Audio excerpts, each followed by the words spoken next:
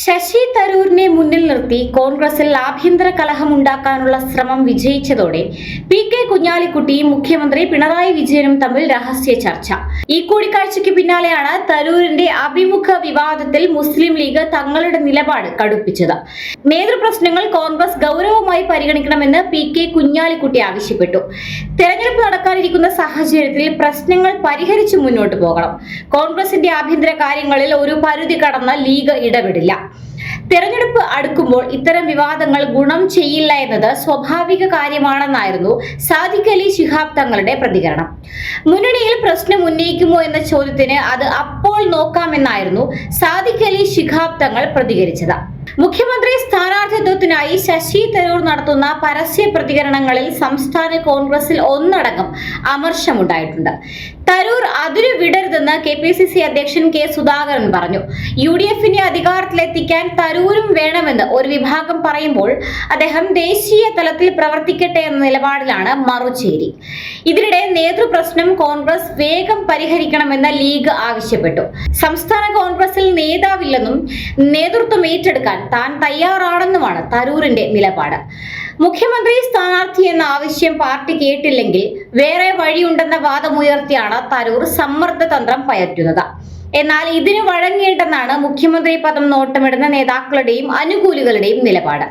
പരസ്യമായി പ്രതികരിച്ചും LDF സർക്കാരിനെ പ്രശംസിച്ചും പാർട്ടിയെ കുഴപ്പത്തിലാക്കുന്ന തരൂരിനെ സംസ്ഥാന നേതൃത്വത്തിലേക്ക് ആനയിക്കാൻ അവർ ഒരുക്കമല്ല. തരൂരിനെ പോലെ പാർട്ടിക്ക് പുറത്തുനിന്ന് വോട്ട് സമാഹരിച്ച് ജയിച്ചവരാണ് സംസ്ഥാനത്തെ മറ്റ് നേതാക്കളുമെന്നാണ് തരൂർ വിരുദ്ധരുടെ നിലപാട്. ജനപ്രീതിയിൽ ഒന്നാമനെന്ന തരൂരിന്റെ വാദവും അവർ തള്ളിക്കളയുന്നു. എന്നാൽ KPCC അധ്യക്ഷൻ കെ സുധാകരൻ തരൂരിനുള്ള പൂർണ്ണ പിന്തുണ പിൻവലിക്കുന്നില്ല. തരൂരിനെ പാർട്ടിക്കൊപ്പം നിർത്തണമെന്നാണ് അദ്ദേഹത്തിന്റെ നിലപാട്.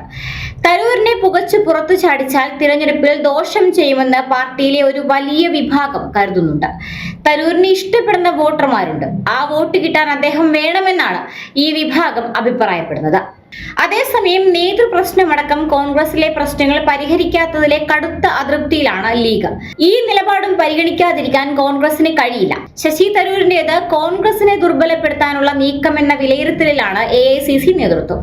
തരൂരിന്റെ നിലപാട് പാർട്ടിക്ക് വലിയ ദോഷം ചെയ്യുമെന്നാണ് AICC വിലയിരുത്തുന്നത്. പാർട്ടിക്ക് തന്റെ സേവനങ്ങൾ വേണ്ടെങ്കിൽ മുന്നിൽ മറ്റു വഴികളുണ്ടെന്ന് ശശി തരൂർ ഇംഗ്ലീഷ് മാധ്യമത്തിന് നൽകിയ അഭിമുഖത്തിൽ പറഞ്ഞതിലാണ് AICCയുടെ നിലപാട്.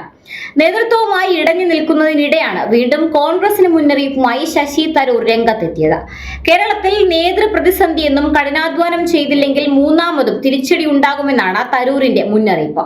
വിയോജിപ്പുകളുടെ പേരിൽ പാർട്ടി വിടില്ല. ഇന്നത്തെ രാഷ്ട്രീയത്തിൽ പ്രവർത്തിക്കാൻ എല്ലാവർക്കും പാർട്ടി പിന്തുണ ആവശ്യമെന്നും തരൂർ ഇംഗ്ലീഷ് മാധ്യമത്തിന് നൽകിയ അഭിമുഖത്തിൽ പറയുന്നു. ശശി തരൂരിന് എന്തെങ്കിലും പ്രശ്നമുണ്ടെങ്കിൽ പരിഹരിക്കണമെന്നും കൂടെ നിർത്തണമെന്നും കെ മുരളീധരൻ പ്രതികരിച്ചു. തരൂർ പരിധി വിട്ടിട്ടില്ലെന്നും തരൂരിന്റെ സേവനവും പാർട്ടി പ്രയോജനപ്പെടുത്തണമെന്നും മുരളീധരൻ പറഞ്ഞു.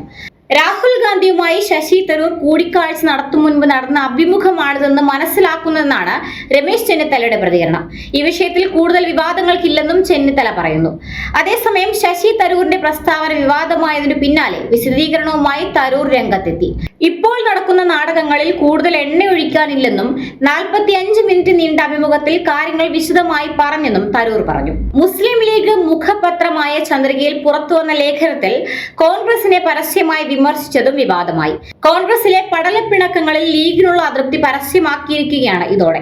നേതൃത്വം കോൺഗ്രസിനെ തള്ളിപ്പറയുന്നില്ലെങ്കിലും പരസ്പരം പഴിചാരലും വെട്ടിനിരത്തലുമായി മുന്നോട്ട് പോയാൽ പാർട്ടി ജനങ്ങളിൽ നിന്ന് അകലുമെന്ന് ഗുജറാത്ത് വ്യക്തമാക്കുന്നതായും ചന്ദ്രികയിലെ ലേഖനത്തിൽ ചൂണ്ടിക്കാണിക്കുന്നുണ്ട്. മുസ്ലിം ലീഗ് UDF മുന്നണി വിടുമോ എന്ന തരത്തിലുള്ള അഭ്യൂഹങ്ങൾ നിലനിൽക്കുന്നതിനിടെ നേരത്തെ MV ഗോവിന്ദനും ലീഗ് വർഗീയ പാർട്ടി അല്ലെന്ന പ്രസ്താവന നടത്തിയിരുന്നു.